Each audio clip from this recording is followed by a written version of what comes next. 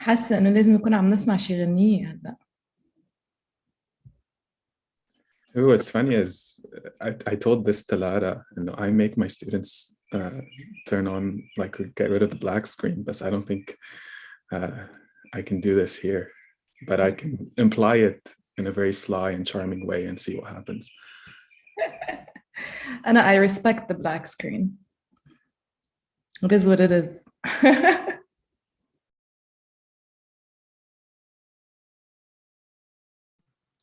Hi, everyone.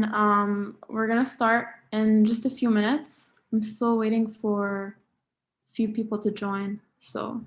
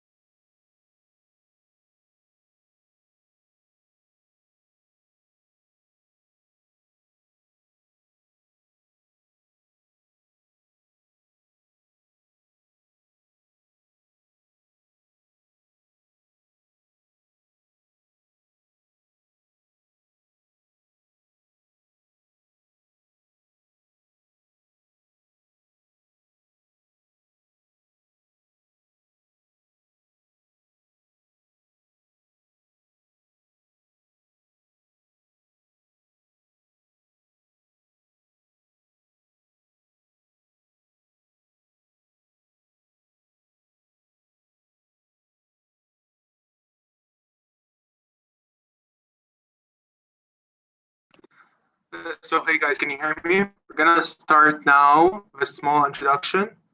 Is my voice clear? Okay, so yeah, first of all, thank you everyone. My name is Hadi. I'll be your co-host for today's event. First, thank you so much for registering, and I thank our amazing speakers, Ziad and Nawal, for accepting our invitation. We'll start off with a very small introduction and then a one-question poll. After each speaker's intervention is over, we'll open the floor for your input and questions, right? So April 13th, 1975 was a turning point in Lebanese history.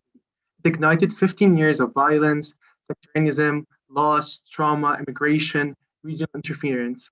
Also it enforced the power dynamics in today's political sphere, but many did not dare to challenge.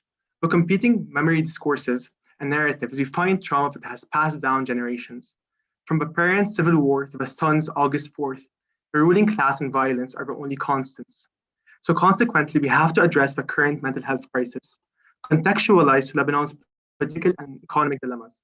How do we move forward if most of us are stuck in the past? Why is it important to politicize collective mental health? On the 46th anniversary of the Lebanese Civil War, we welcome Ziad Yaghi, a PhD student in Lebanese history at UC San Diego, and Nawal, a PhD student in clinical psychology at John Jay College.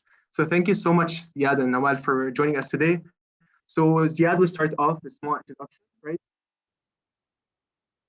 All right, thank you, Hadi, and thank you for the Secular Club for hosting us today. I'm really happy to be here, and I'm also really happy to see so many friends in the audience. Before we kick it off, Noel and I just wanted to get a sense of who is actually watching here and what is sort of their immediate relationship to the Civil War. So Hadi, could you please kindly share a poll that we presented, that we made, just an anonymous poll, just to that you can answer, just so that we can share with you. All right, I'm going to answer it myself.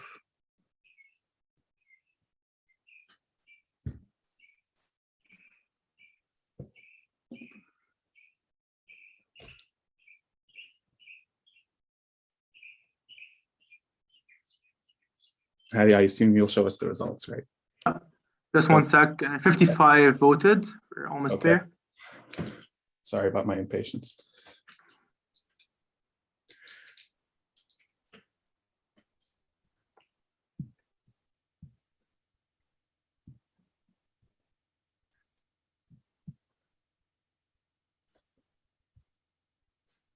So I think I'll end this. Yeah, 60 voted. Okay.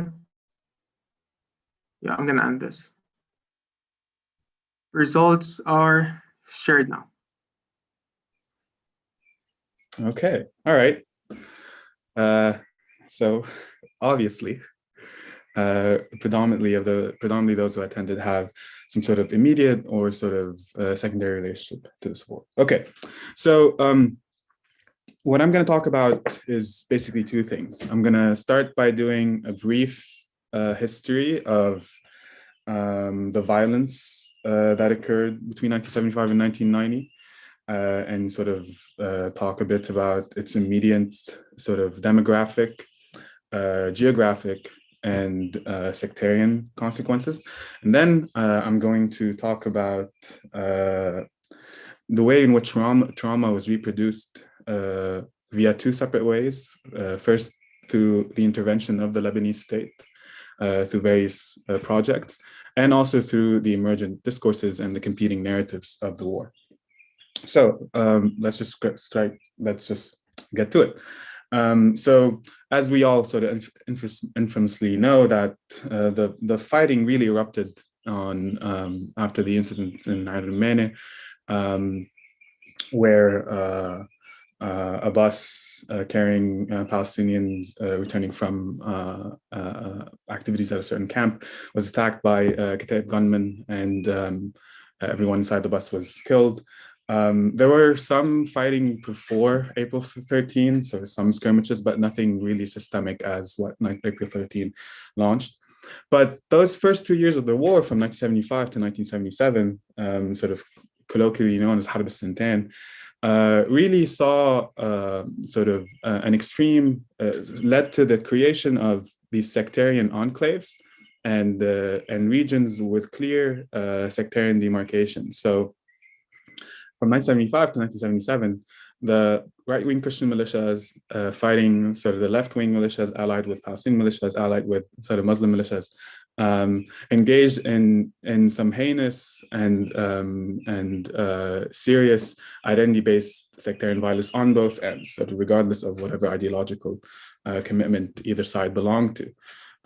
So some of the most infamous examples here I'm going to go over. For example, in December 6, 1975, what is sort of known as Black Saturday or Sabt al-Aswad, Kataib militia attacked the port in Beirut, indiscriminately killing about almost 70 civilians and 300 and kidnapping 300 others. Another infamous massacre was Massacre of Karantina in January 18, 1976, where the Palestinian refugee camp of Karantina, where thousands of other Lebanese were also living there, was attacked and basically razed, killing up to 1,000, 1,500 people. The massacre at Karantina was retaliated against by left-wing and Palestinian militias in the Christian town of Damour and Jiyya 2 days later, on January 20th, 1976, where the towns were surrounded, attacked, and up to 500 civilians were killed. After Kamal Jumblat, the leader of the Lebanese National Movement and leader of sort of the Lebanese left, was assassinated in let me see, double check here. In 1977, while he was trying to cross a Syrian army checkpoint, Christian villages in the Shuf and Mount Lebanon were attacked, and thousands of their residents were displaced. So, in those first 2 years of the war, we have the displacement of hundreds of thousands of Lebanese people and sort of the emergence of these homogeneous cantons, or as Samir Asir or Fawaz Trabulsi described them in their books, where there was a clear physical demarcation set up by roadblocks, by checkpoints between various parts of the country. In 1982, that wasn't the only, those incidents weren't the only incidences of that caused these major demographic shifts. The Israeli invasion of 1978 up to the Litani River leads to the expulsion and displacement of hundreds of thousands of people from the south into the southern suburbs of Beirut or into the Bekaa. The Israeli invasion in 1982 really leads to sort of total destruction of the city of Beirut and in addition to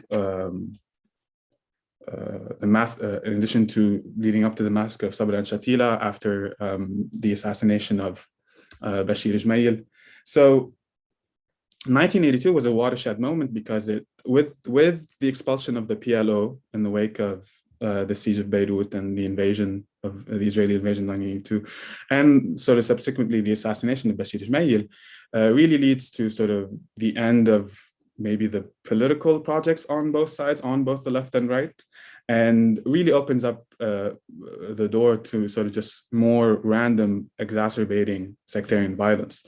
So after 1982, we have more incidences of both intra-sectarian and intersectarian violence that lead to further displacement. So for example, an example of intra-sectarian violence is, for example, Harb al-Mukhayamat, which was a conflict between Harakat Amal and Hezbollah in 83 to 85 that really extended to the south and the Bekaa. And this was sort of a war of dominance between the two sort of rival Shia parties. This leads to the expulsion of a lot of Amal supporters from the Bekaa, and subsequently a lot of Hezbollah supporters from the south. Another instance of intersectarian violence and displacement is the Harb al-Jabal. So between 1983 and 1985, the Lebanese Progressive Party, led at this point by Walid Jumblat, and the Lebanese forces engaged in sort of in heavy fighting in the Shuf and in Suq al-Gharib, and subsequently there's a sort of a mass migration of Christian residents from that area. I'm just going to talk a bit more about some more incidences of violence before I move on. Some instances of intra-sectarian violence also were Harb al-Ilgha, by the later years of the war from 89 to 1990, Michel Aoun, at this time, the current president,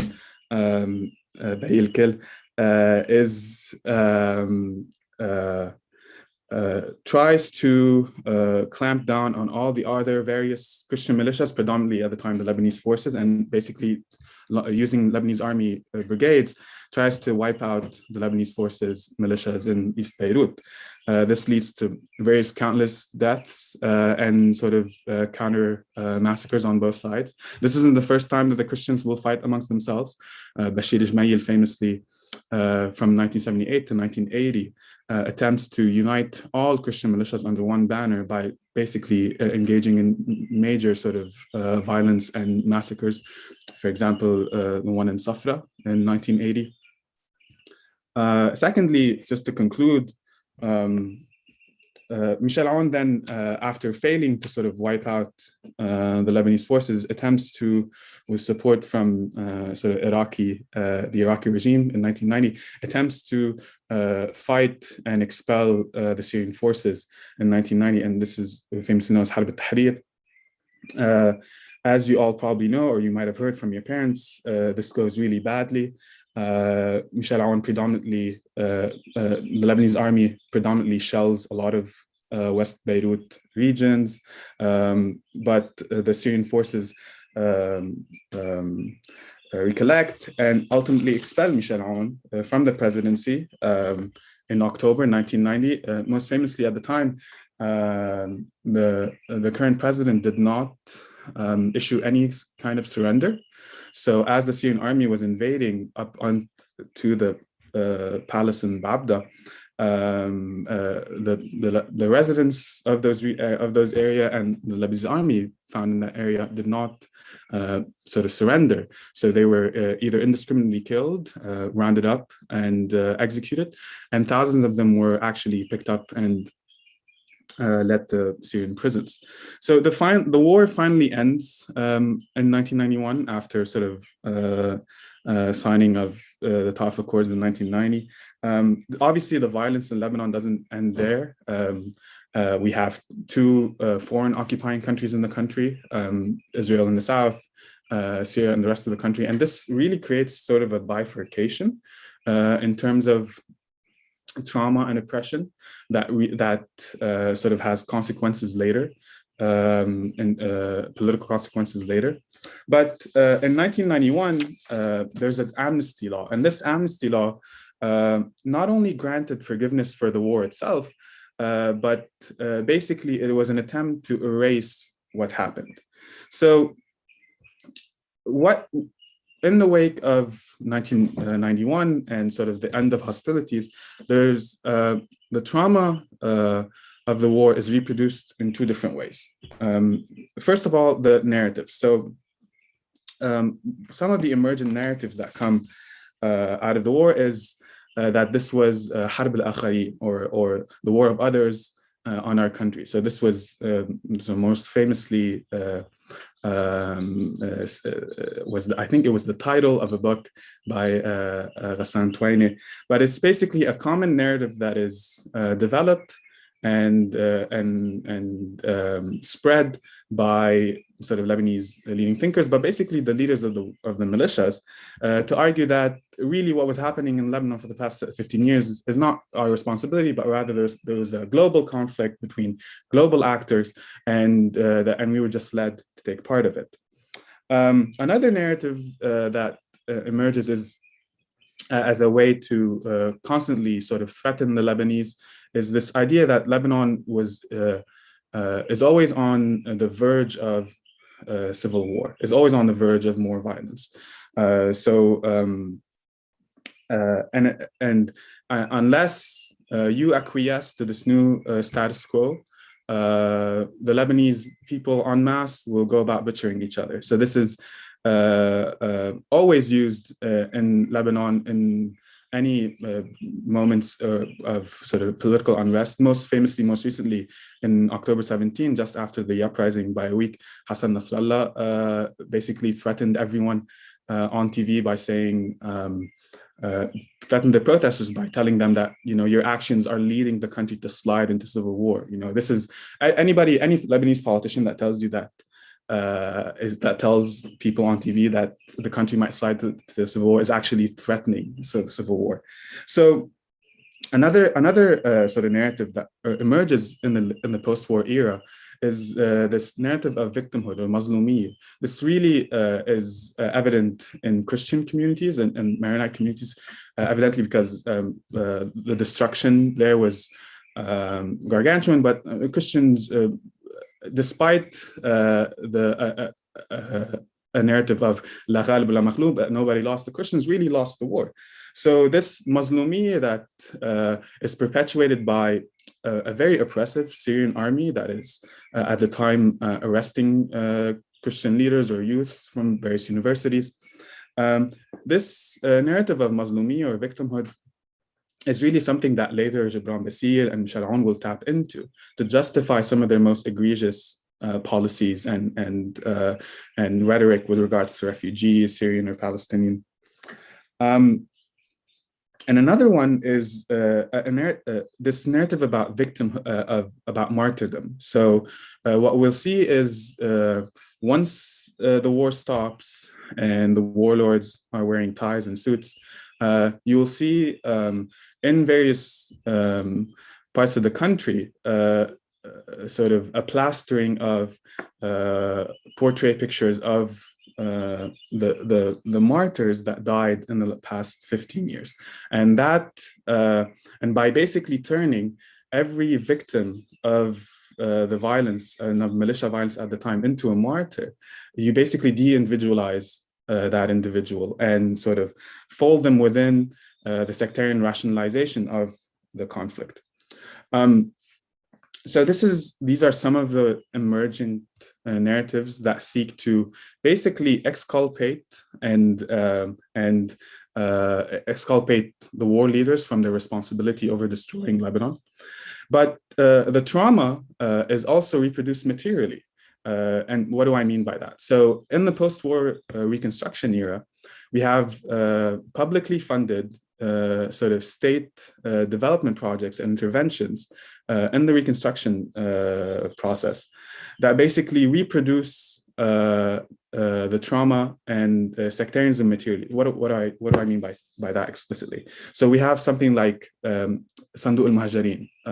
So the war leads to almost 30% of the country, well, half the country becoming displaced.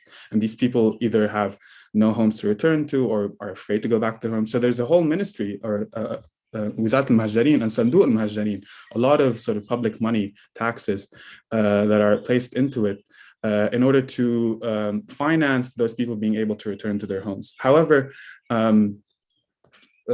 in a sectarian state and sectarian country, whoever is head of the Sandu al-Muhajirin is able to allocate those resources along confessional lines in order to sort of reinforce sectarian ties.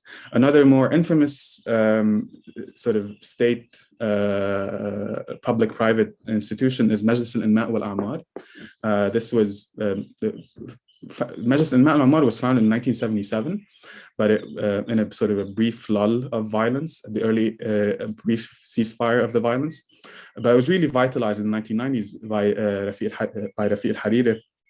And similarly, infrastructure projects that were sort of funded through Majlis al-Inma' wal-A'mar reproduced sectarian geographies all across the country. And another one is Majlis al-Janub. Majlis al-Janub, which was founded in 1970 after sort of lobbying by Musa Sadr at the time to integrate or to allocate more state fund resources, more state funds to sort of underdeveloped or underfinanced regions in the South. That also becomes vitalized in the 90s, predominantly by Shia parties and Harakat Amal.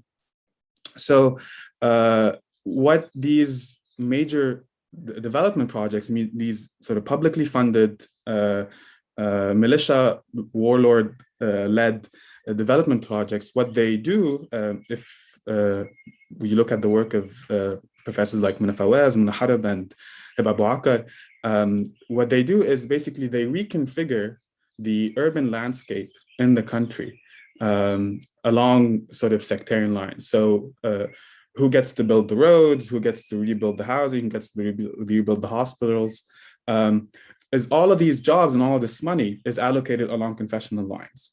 And in a way, those reconstruction projects then allow not only reproduce reproduce sectarianism materially and spatially, but they also allow the warlords to prepare for the next rounds of violence.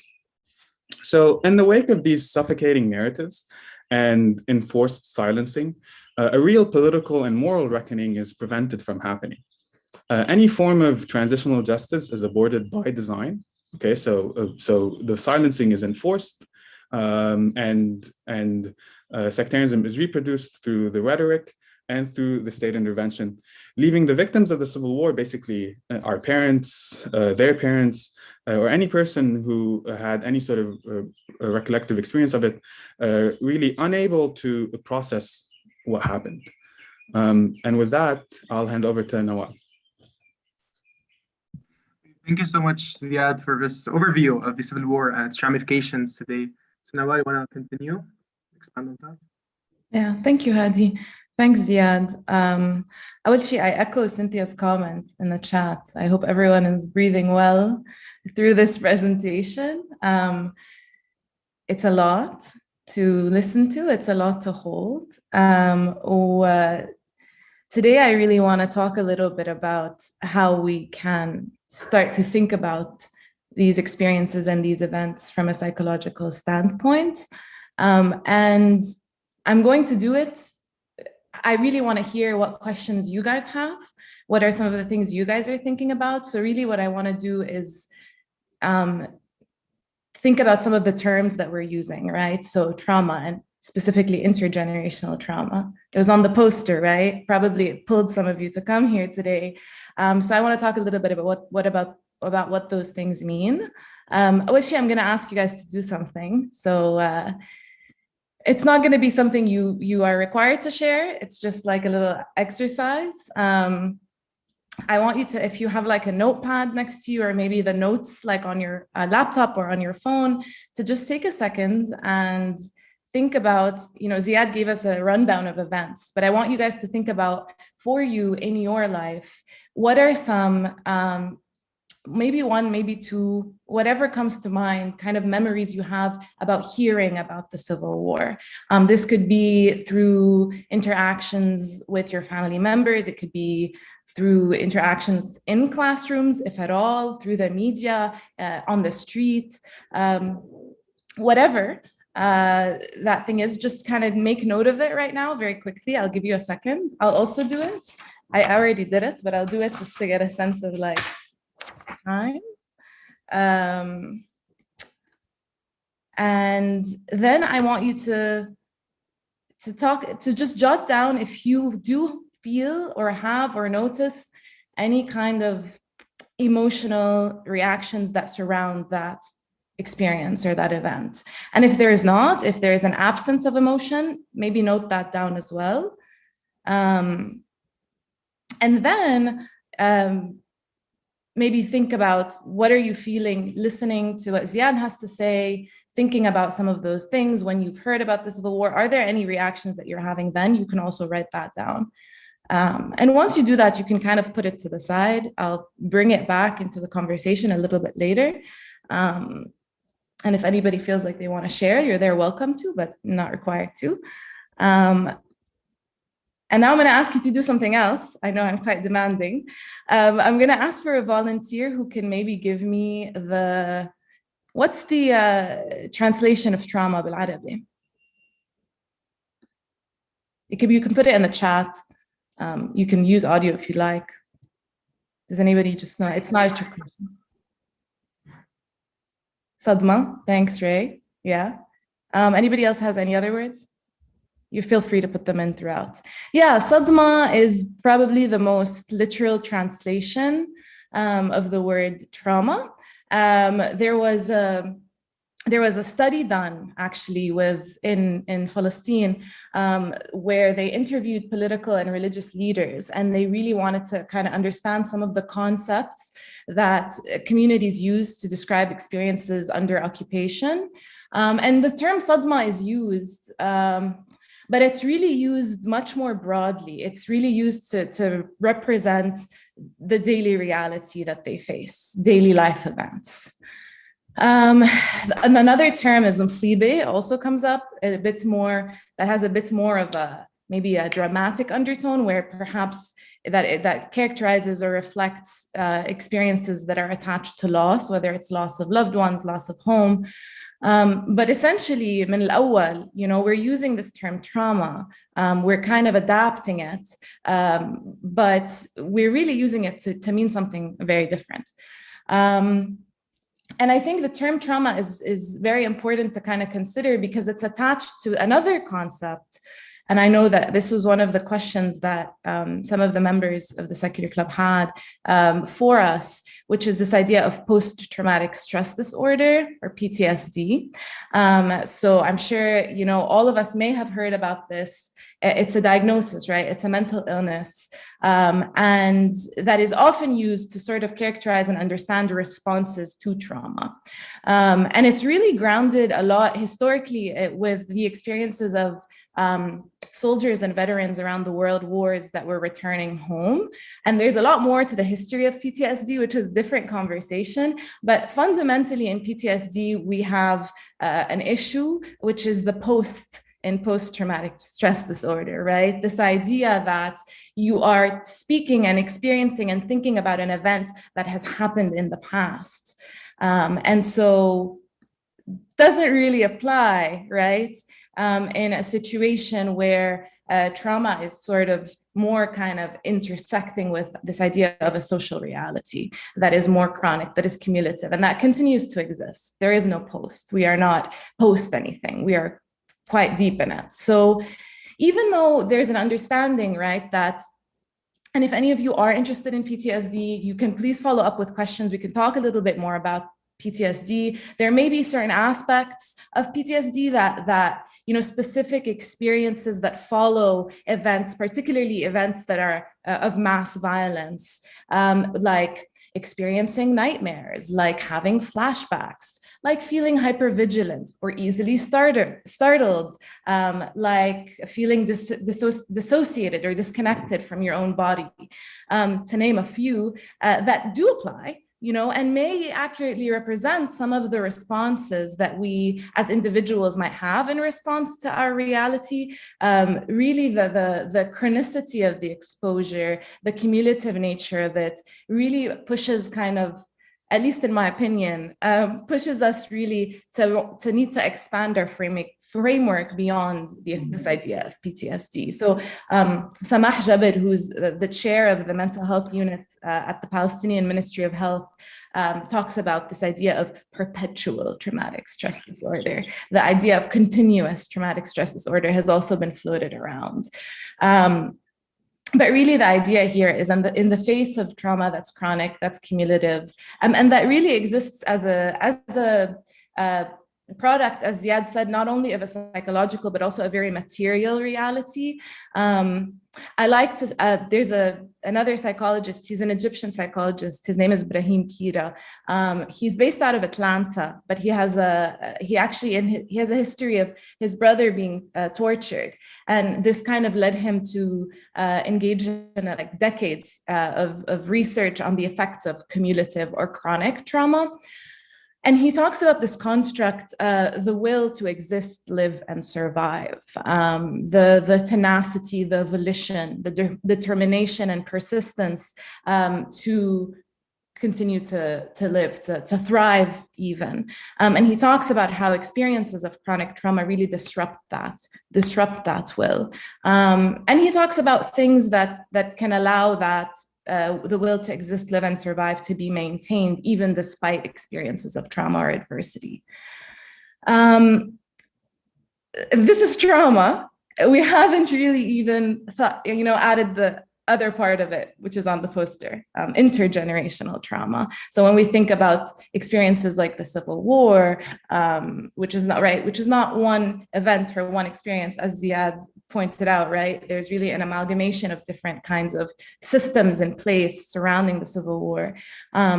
When we think about the intergenerational nature of trauma, that's a term that exists, related to but separate from trauma, has its own kind of historical precedence. It's been used to talk about experiences of the survivors of the Holocaust, of Native American populations within the United States, survivors of the Armenian genocide, slavery, African-American slavery. And so really kind of the commonality here is, it seems like these shared events, right? Shared collective events that communities face, usually and often at the hands of an oppressor.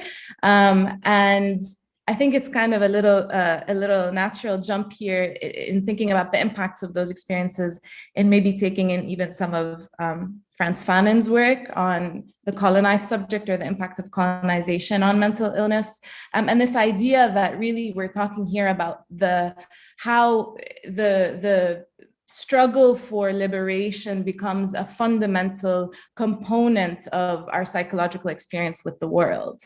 And when we think about this being intergenerational, what we're really asking is, and this was I think also a theme in your questions, like, does this get passed on? Does this get inherited? And if the answer, if it's very clear to you that the answer is yes, then the question becomes how? How does it get inherited? How does it get passed on? And psychologically, in such a multitude of different ways. You can argue this on every layer, right? You can argue genetically, right? The rise of epigenetics has shown us that experiences can impact our gene expression and get passed on, right? Generation after generation. But even if we step away from the biological element of it, through our relationships with our parents, through their relationship with their parents, just hearing about these things from Ziad now has kind of filled my body with some level of something that I can't even name. So clearly these experiences, particularly ones marked by the level of mass violence that the Civil War is marked by, they have an impact on some core assumptions that we hold about ourselves, about our communities, about the world. And they cause and lead to a lot of attachment ruptures. We can think of these as physical ruptures, whether it's due to the loss of family members, the loss of loved ones, whether through the loss of home and displacement, which Ziad kind of pointed to at several layers and at several points throughout the Civil War. And just thinking and reflecting on the ways that these ruptures must have or could have or likely did impact the relationships between parents and their children, and how that then gets, how that trickles down, right? You can trail that pattern down. There's some research within the region about the experiences of trauma on mothers and how that then impacts their relationship and their attachment to their children and vice versa. Again, can talk a little bit about that more if you guys are interested. We can even step away from the family, right? We can step away from the family and think about the community and think about the experiences of the collective. And here I'm gonna bring up something I bring up often, which is Viktor Frankl's Man's Search for Meaning. It's a short book, it's a good read. Viktor Frankl kind of writes about his experiences in a Nazi concentration camp. And he talks about how in the face of a trauma, our concept of meaningfulness is challenged, and there's a breakdown in meaning. Following breakdowns in meaning, it's very much, there is very much an attempt to regain meaning. And one of the ways that we make meaning is through narrative, is through stories, is through the ways in which we come to understand and reckon with and process not only the events that happened, but also our emotional reactions to these events. And I think this is where Ziad did a really good job of really thinking about all the ways that Nizam kind of took control of, one, our ability to even create our own narratives around this, or our parents to create their own narratives of this, because of the dismissal of the importance of it, because of the complete lack of accountability, because of this sort of narrative that if we even begin or try to reckon, to process, that we are going to fall back into another civil war, but also because they imposed a specific narrative that very much served their own purposes, right? So the narratives around the Nizam al-Ta'ifi really thread together certain things around the experiences of violence that we faced, that many, including the political elite, continue to cling to. And you know, I think in thinking about what you were talking about, Ziad, too, the ways in which that's also obstructed by the physical demarcations, which you pointed to, how much that really created very little space to build narratives around this. And so I'll stop here. I think I gave a lot of different threads that I'm hoping you guys can kind of cling to based on what your interests are. But what I want you guys to do is maybe think, if you did jot down, right, these experiences or these memories you have about hearing about the Civil War, about confronting and engaging with the Civil War, or the lack thereof, right? If maybe you don't have that many memories of confronting it, if you don't have that many instances of really thinking about what kinds of emotional experiences surround it for you or for your family, that this is part of where it starts, is really sitting with that and understanding which of these layers really impacted you and your family and your circles and your loved ones. And continue to do that day to day. So yeah, I'm gonna stop talking and see kind of what kind of thoughts you guys have, what kind of questions you guys have. Okay, Hi, thank you, Nawal and Ziad. Honestly, this was thanks for the amazing preparation and the very interesting talk. So, guys, we're gonna start the Q&A now. If you have any questions or you have any comments, please feel free to type them in the chat, but we also encourage you to raise your hand. We'll call on you. It's in the reactions option. Just raise your hand and we'll call on you just for more interaction. And if you'd like to, just ask your questions in the chat and I'll make sure to ask them to our speakers. Also, if you have a specific speaker in mind that you'd like to answer the question, please specify that, or we can keep it general and have both our speakers comment. So we do have a couple of questions, so we're just going to start with these. Okay. So our first question is by Mahmoud. How do children who lived and or were born during the war react to trauma differently than adults?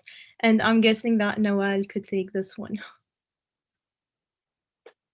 Yeah, let me see. How did children who lived or were burned during the war react to trauma differently than adults who also lived through the war? I'm guessing is the question. So how does trauma impact children differently than adults?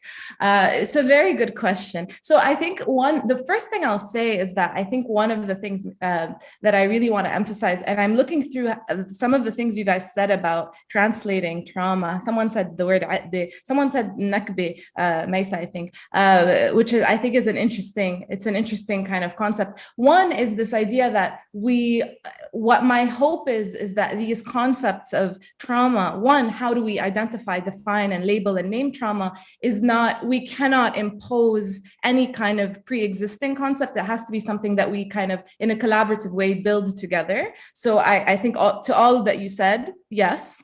And in terms of, so in the same way, when we think about the impacts of these experiences, I can answer them based on some of the things that I've learned through my training that I think apply, and again, want to emphasize that really what we want here is we need to build our own understanding and our own models to be able to really think about the impacts of these experiences. But with that said, when we think about children, we want to think about kind of developmentally where they're at when they've experienced these events. And we know, right, that up until the age of 25, we're continuing to undergo significant biological brain development, emotional development, cognitive development, identity development. And so we are thinking about experiences really marking and shaping the development of a human being before they've had the time to fully develop.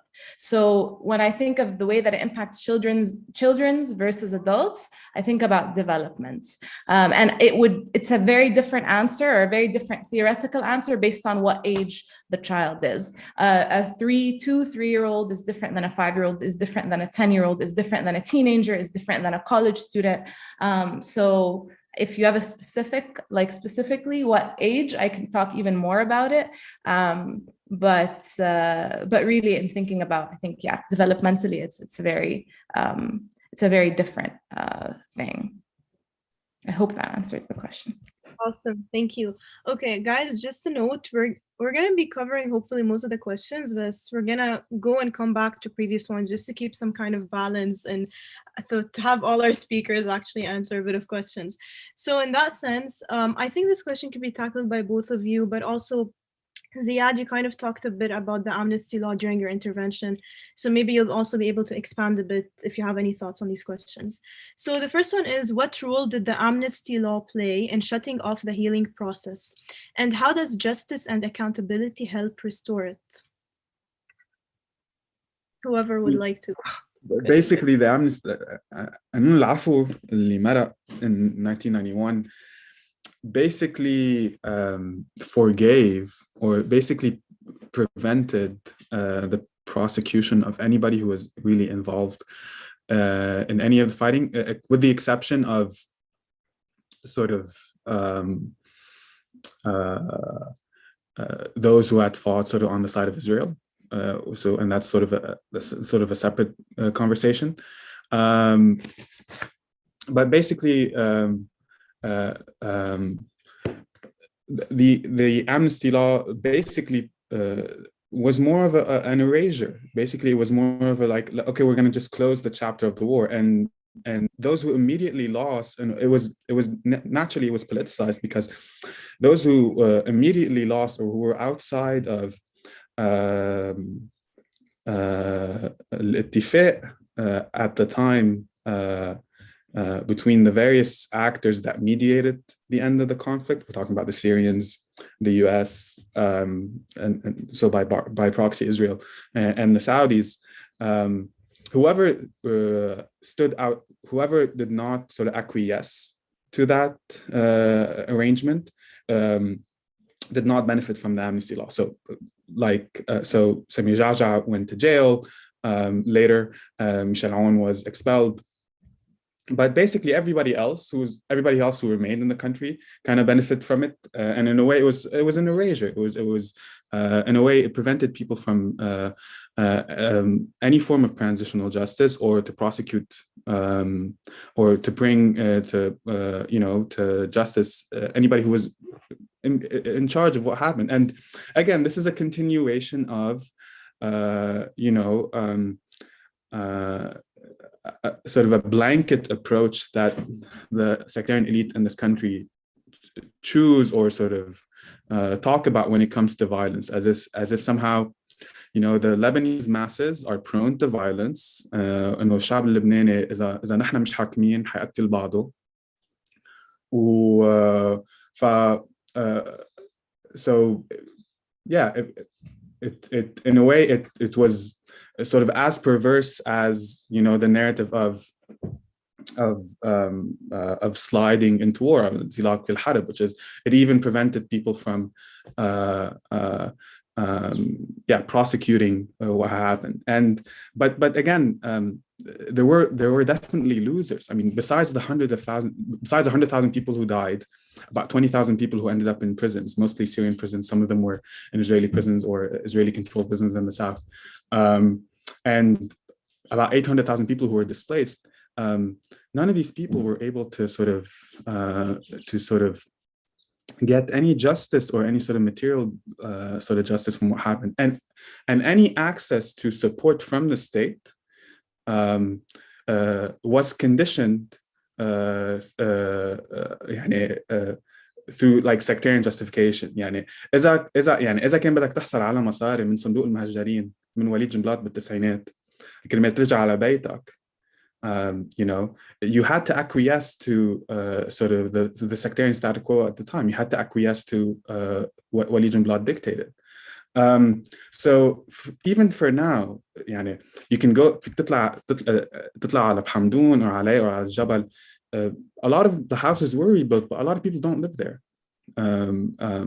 So that is just one of the sort of ramifications of the amnesty law and just a lack of accountability.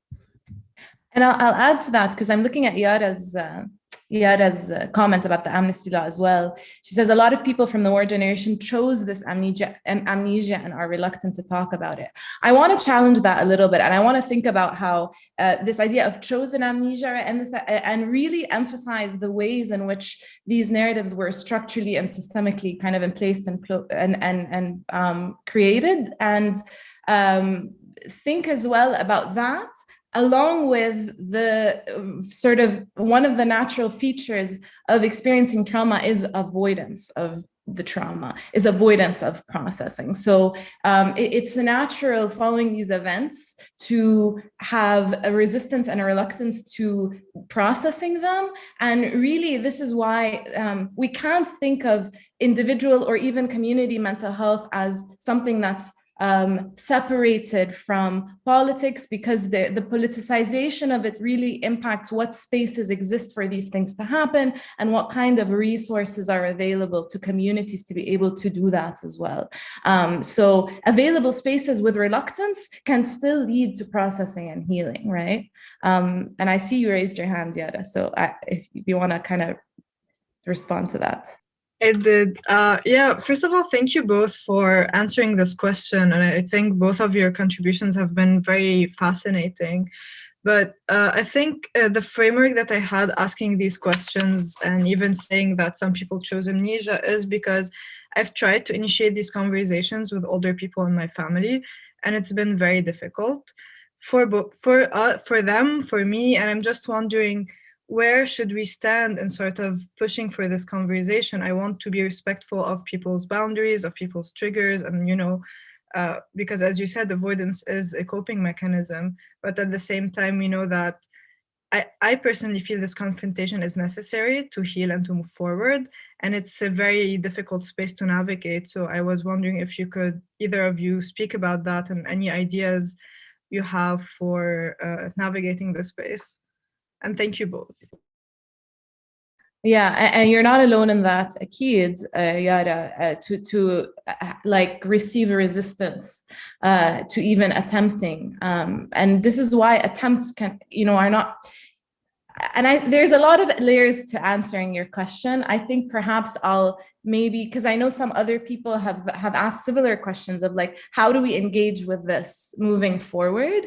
So I'm going to potentially maybe sidetrack that for a little bit later, because I know there's a couple of other questions that maybe fit more in terms of chronologically, like in terms of thinking about that, but I will get to that. I'll talk a little bit about the different ways that we can engage in this conversation as individuals, as communities, through our families. But do we want to maybe let's go through some of the other questions. I know there are like a bunch, and maybe we can kind of pick and choose. All right, let's go for Christina since her hand is raised, and then after that, we'll go for another one. Christina, go ahead. Hi, everyone. I want to thank you for this great discussion. And I wanted to go back to when Nawal talked about this continuous living of the trauma as if it's literally still happening. And it kind of is, like, when you think of it, it's like the trauma is literally physically repeating itself in front of the Lebanese people. In the sense of violence and the abuse at the hand of the government. So I was asking whether that fits into the criteria of complex post-traumatic stress disorder, even though this is a new term in clinical psychology. I just wanted to ask if we can apply it to this context or not. Yeah, thanks for bringing that up. I'm fascinated by complex PTSD. I think complex PTSD, Kamena, it's somewhat comes from a body of research that was focused on the impacts of child maltreatment, like chronic or consistent sexual or physical abuse throughout childhood, and how some of those experiences can affect the development and the body and the mind in ways outside of some of these more classic symptoms of PTSD, and particularly in kind of the idea that it really fragments personality structure and people's connection to themselves, their connection to their sense of self, and to their connection to others. So I think in many ways, yes, it's applicable, and I've kind of thought about that.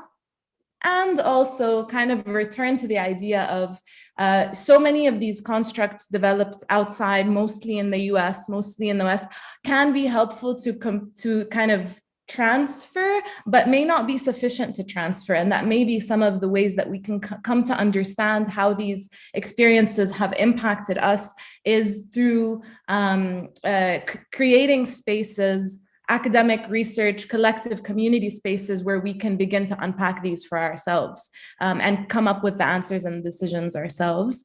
But yeah, I guess it definitely applicable. Okay, thank you. So I'm gonna abuse my role as a moderator for a second because there are certain questions that are being asked in the chat that are very interesting to go for. So excuse me for that. So one question is for Ziad and another one is for Nawal. For Ziad, I'm not sure. Sorry guys, I don't know who is asking what, but we have a question which is asking basically, most of us we learn what we learn about the Civil War through narratives from our surroundings. And we all know how dangerous that is. So what do you, or who do you think should be responsible for providing or trying to provide such resources, since the government, or lack thereof, doesn't provide them? And more importantly, how can we get any accessible resources for schools, teenagers, young adults to learn about the Civil War, and especially, perspectives we're not aware of? Okay. So it is not by mistake that the Lebanese government or sort of state institutions don't teach about the Civil War. This is a Civil War government.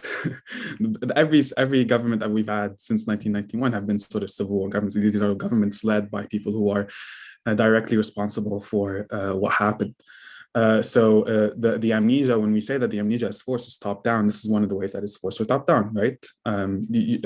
We all took Lebanese history if you went to school in Lebanon, whether it was a public school or private, French, English, or Arabic. And, we all did brevet and terminal, and we all know where the history of Lebanon ends in those books. There's nothing after sort of 1943.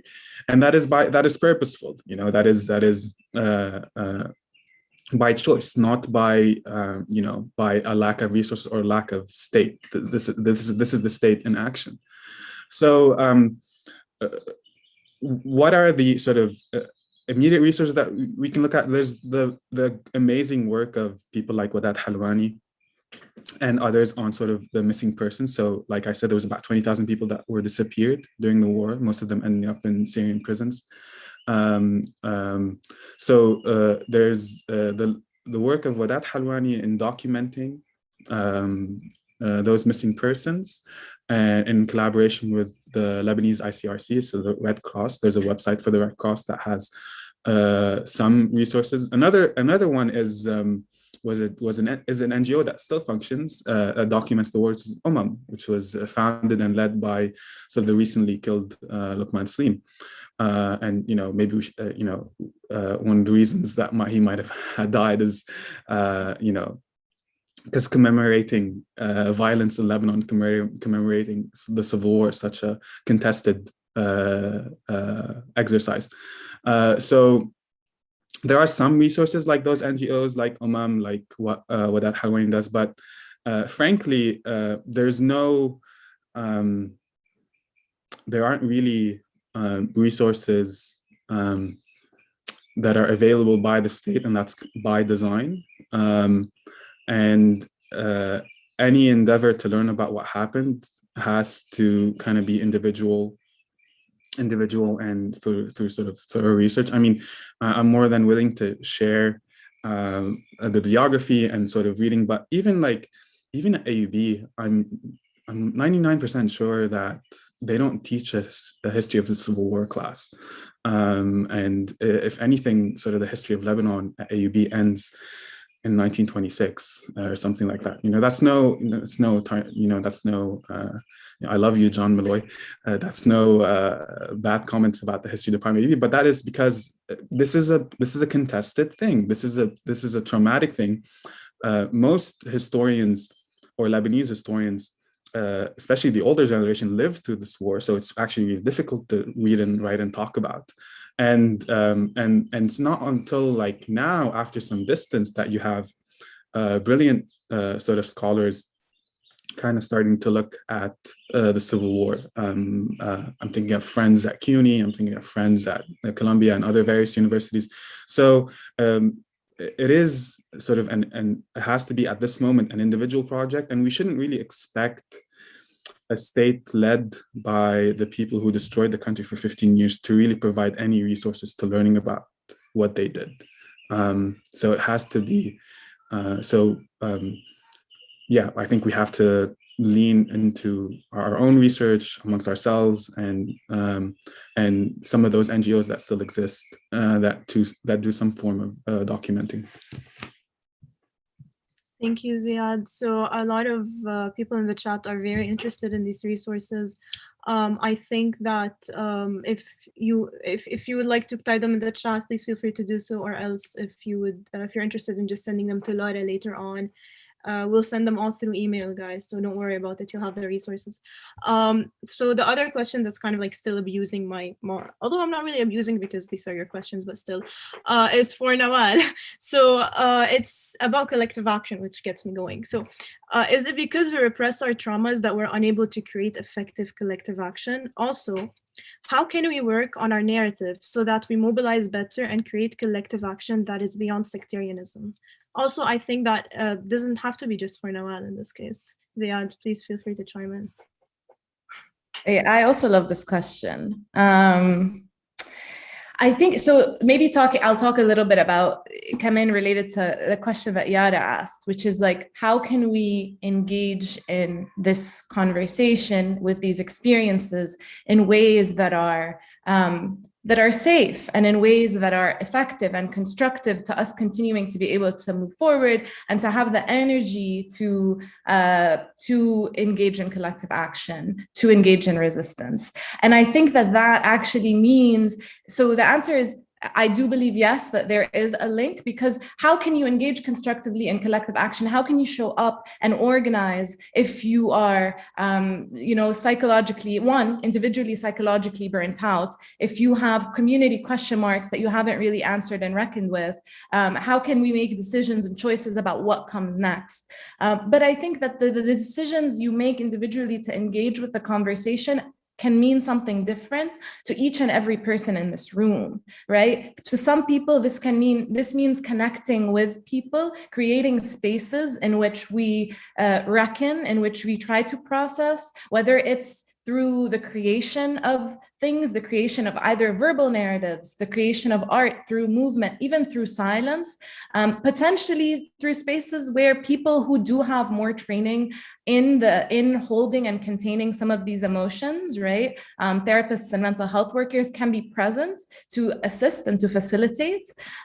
Or it could be whether connecting with yourself. It could be it's connection through your own body, trying to understand how these experiences have shaped your experience with your body, your bodily reactions, your memories, your consciousness, or whether it's, and doing that by yourself, or whether it's connecting with a trained professional, whether there are some things that you need to sit with that have been passed on through your family that are necessary for you to be able to maintain the energy needed to show up every day. But I'll also say, I think you guys all being here, how many of us here? 63, before it was like, I don't know, like 70 or something. You showing up here is reckoning with it on multiple fronts. Individually, because being on Zoom at 6 p.m. before iftar, especially if you're fasting, that's a big ask. That's a lot to show up even to this. And collectively, you're here, you willingly stepped into a space where you knew you were going to be talking about experiences where there's a lot of reluctance and resistance and unprocessed emotion individually and collectively, and you're asking the question of what's next. So many layers to it. You know, I'd like to add to this by also tackling another question, which I believe a member of our club asked it. So what you just said, I mean, we're all here right now at 7 p.m. before iftar, and we're listening to these talks and webinars that are very important. They're part of political life, but a lot of people don't, and a lot of people aren't interested, and they don't consider such talks as part of their political life. And how can we make the important work that we're doing as a club, or the important work that's being done by alternative political movements circle, how can we make it reach more of these people who don't consider these talks to be part of their political life? In a sense, we'd like your input on this. This is somehow selfish for the club, but relax, it will help us. So yeah. And I think even adding to that, I think Lulwa just added this, another layer of it, right? There's an accumulated impact over time, plus a very real present day stressors, whether it's the economic crisis, whether it's the August 4th explosion, like we are not simply trying to hold experiences of generations past, we're also trying to respond to current present day collective traumas that are continuing to happen. I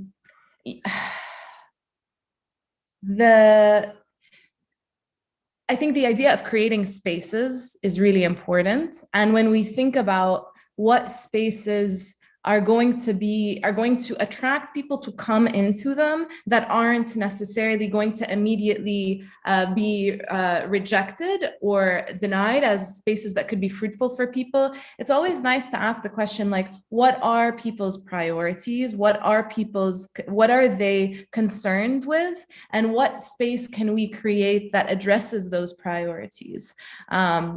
So I think, taking a theory of mind perspective and like thinking, okay, like, well, why aren't these people showing up? Are they not, and it could be a host of different reasons, clearly. And trying to create some level of connection there. Do you have any ideas? It's a really tricky question, and I think a really important one, because we don't want to be having like the same conversation in the same circles over and over and over again, right? I mean, in a way, yes, we have to create spaces, but I think it is important to remember that our conditions and the condition that we are living through are not endemic and are not perpetual, and this has not always been the case. This will never always be the case, and this wasn't the case. So what I mean by this is the circumstances and the consequences that led to the war and led to and constantly lead to the reproduction of the trauma via either the narratives or the state intervention itself are historical in the sense they have a beginning, that there are people who are in charge, and so by saying that they have a beginning, it's necessarily they have an end. So, for example, after the October 17 uprising, that in and of itself, and the kind of chance and solidarity that we saw across the country, transcending sort of sectarian and regional affiliations, in a way created a space for not only us, but even our parents and the older generation to maybe imagine a political alternative and another political reality. So I think I can't tell you how to talk. I don't know how to talk immediately to those who are older than us about how to deal with what they had inherited and what they experienced. But in Lebanon, in cases where there are always sort of acute shocks to the system and acute shocks to the status quo, the October 17, the lira collapsing, the August 4th explosion, Infijar Beirut, all of these really weaken sort of the material binds and sort of the rhetoric of those who are in charge. And if anything, the club and those who are invested in sort of political and social change in Lebanon have to invest in those moments, in the spaces created in those shocks, as traumatizing as they can be, and create spaces or examples of what a different political reality to Lebanon can be. So, what comes to mind immediately is sort of بعد انفجار بيروت بعد ما مريم خالد كان منكوبة.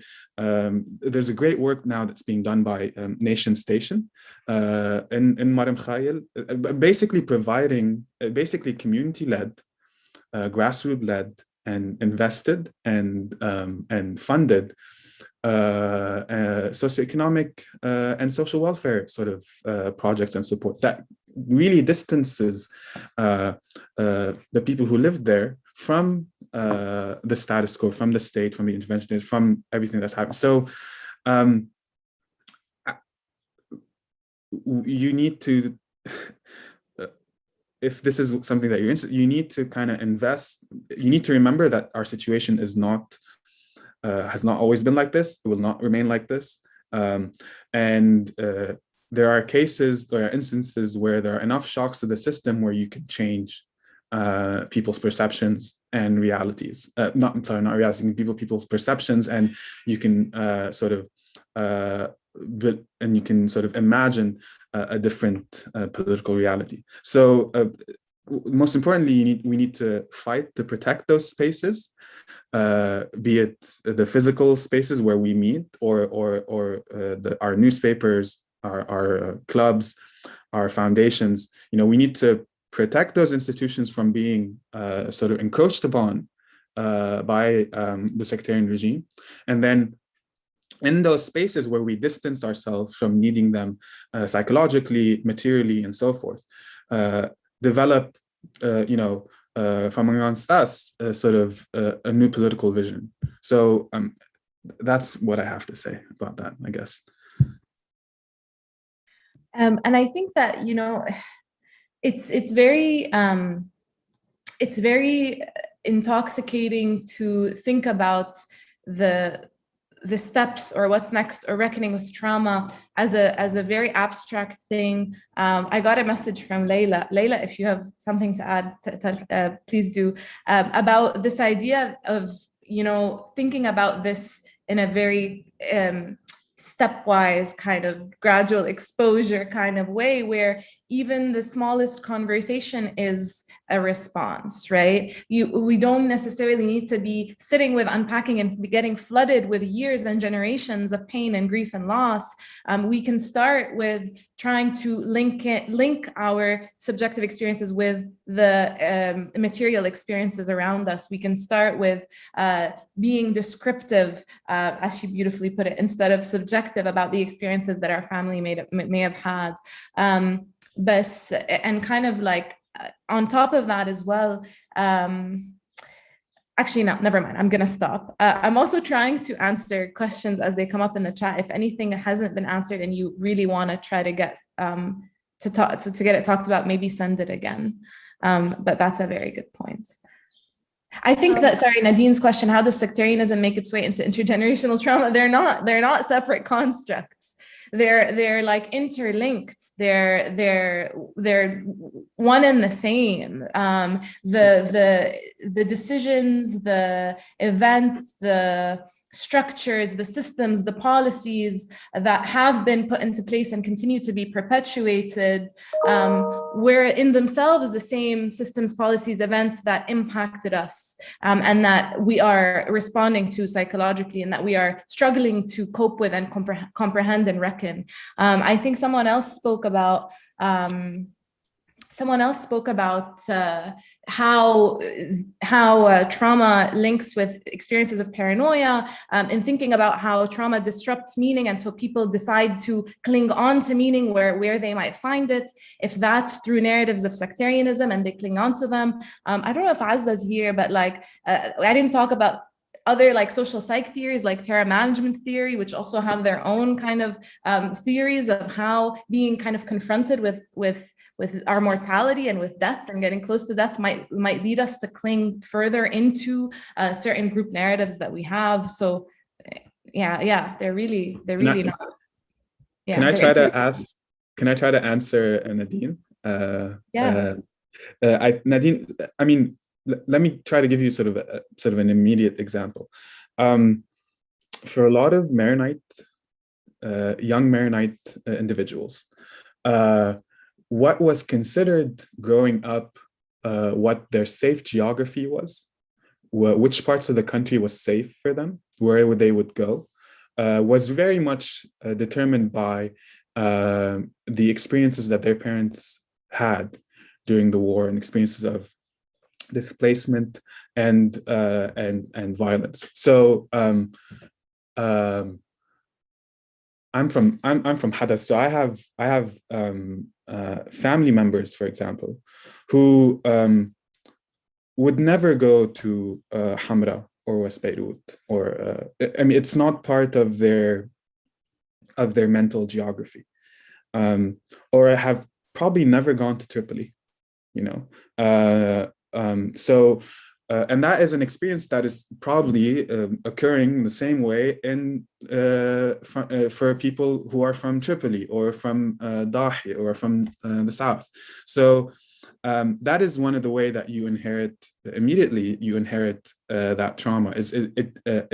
sort of, it demarcates where you feel safe, where you kind of go about, where you go spend your money, where you go on vacation, and so forth. So and breaking out of that, it takes a lot of work, and it takes you know, some sort of trust to be built, and it doesn't happen haphazardly. And I mean, personally speaking, for myself, if I didn't get accepted into AUB when I was 18, I probably wouldn't really ever have a reason to go to Hamra, and you know, so, and I probably had become like a completely different person. So that is one of the ways that that sectarianism sort of gets passed on. The trauma of the war gets passed on with sectarian distinction from one generation to another. And yeah, if that makes sense. It does. Thank you.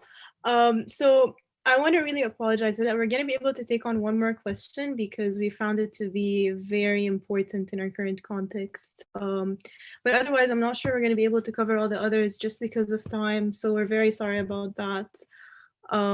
Yeah, I'm just very sorry about that. I wish we could.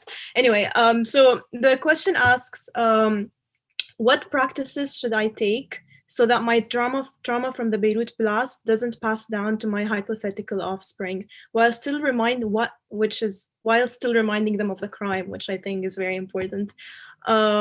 Yes, so that also just, you know, adding to it, you know, knowing, and yeah, I want to tackle this question knowing that I need to process accumulated layers of trauma through the years, from economic crisis to the Lebanese revolution to the Beirut explosion. So yes, basically that. So whoever would like to chime in. Yeah.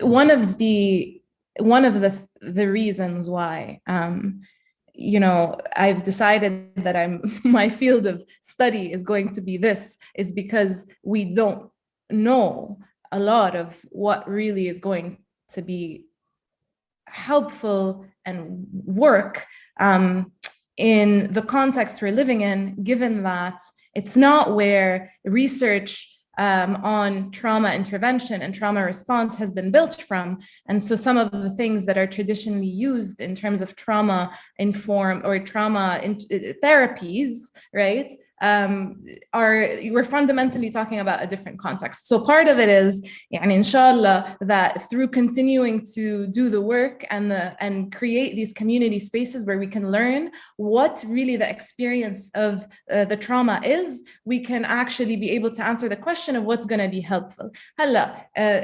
Something that, you know, likely is going to be is that trauma dysregulates the stress system and the emotion system and our capacity to emotionally regulate. And so one thing to be thinking about in terms of us as individuals moving through the world is our capacity to regulate our emotions, to identify, name, label the emotional experiences that we're having and bring them down and regulate them. This is kind of an individual goal that we can each have that I think will definitely facilitate on one level and potentially mitigate some of those things getting passed on to our children, is focusing on our own body, right? Some of the bigger stuff, the community stuff, the narrative stuff, it needs to happen potentially, you know, together, and we need to continue to research to figure out what's going to be most effective. But on an individual level, that's one thing that I thought about. That can be done individually or can be done, you know, in therapy with a trained professional. Which, of course, you know, depends on how you're reacting to the Beirut blast, is the caveat to all of that. Each person responds to trauma differently, right? There's no one way we respond to trauma. All right, thank you. Thank you for that. So I wanted to say something, but I forgot. Yes, I was told that our speakers have some closing remarks to end with. If that is actually the case, please go ahead. I think that we're gonna have to wrap up the questions. Again, very sorry that we weren't able to cover all the questions. And please, if you have any closing statements, go ahead, but I also don't want to put you on the spot. So if I was mistaken in that sense, it's fine. I kind of jumped the gun on my closing statement. So what I would rather just share is there are a lot of books, fiction, nonfiction resources that exist out there for people to read. I think,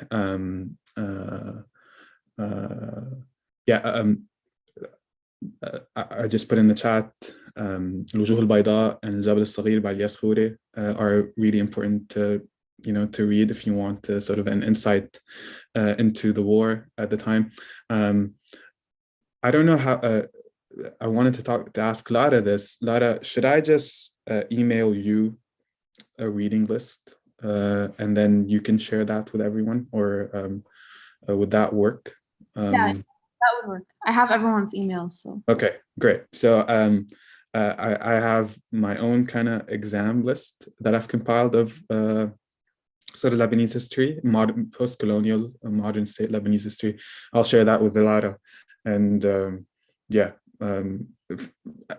closing statement, I don't really have much to say besides, you should keep doing what you're doing, creating spaces for everyone. It's important to remember, like I said, that حالتنا اللي عم نعيشها اليوم منا wasn't that is not something that is inherent to our nature or to our region or where we're from. This was created by certain economic conditions and political decisions taken by people, and it was actually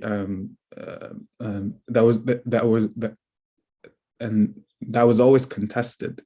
And if you think that thing, and one of the things that I tell myself to justify sort of the absurdity is, if you think that things have, if you think that things have beginning or were constructed at a certain point, that means that necessarily they have an end, and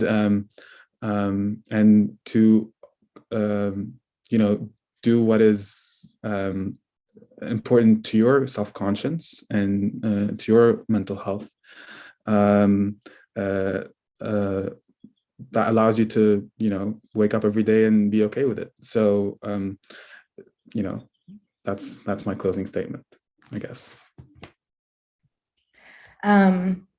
I also jumped the gun on my closing statement, so we're just too excited. Ralph says, is it naive to think that while our parents choose to kind of block some of the trauma, again, right? I want to stray away from this language that our parents chose to block, our parents chose to repress. Whatever reactions our parent and grandparents' generation had to the experiences they faced is a product of the political and social landscape that they lived in at the time, and whatever their bodies and minds individually and collectively did to persist, to persevere, or to survive. We now are living in a reality that's, yes, continues to be it continues to be a product of kind of a consistent exposure to mass violence, to displacement, to trauma, and also we are in a different space than they did. We have access to different narratives and different spaces than they did, and so I think it's helpful to think about where we are today and what are some of those things that we can be doing to intersect the two things. What are the spaces that we can be creating even here to follow up to this space today, to be able to integrate how our political circumstances and our psychological circumstances are really one and the same, and to be able to think about our psychological well-being and our psychological health as something that is essential for us to be able to do the political work. It's not a side product. It's not, and in a similar way to what the comment was saying, right? That it is really ineffective and unhelpful for us to assume that if we do not process, if we do not sit, if we do not reckon, that this will not get passed on, because clearly we're coming from a history that has proven to us otherwise. So what is the next thing, right, that you're going to do for yourself, for the people around you, in a collective or individual space to sit with this? Could be something as small or something much bigger. Thank you, Sarah. These were very influential last statements. I'm so glad we ended on this note. This was an amazing event, honestly, and thank you. I want to thank specifically the chat for being so interactive. I'm so sorry we couldn't keep up and take a look at everything. I'm so sorry we couldn't cover all the questions too, but thank you everyone for engaging, and thank you to our speakers for all your preparation and the amazing work. And well, that's basically it. And we'll be sending an email with all the resources later on that Ziad will share with us. So thank you for that. And I hope you all have an amazing night. Thank you, everyone, for being here. And Thank you, everyone, for attending. This was great. Such a quiet honor for Ziad and I to be in this space and to be having the conversations with the people that we are accountable to at the end of the day. Right, ultimately. Right. Thank you. See you. Hub.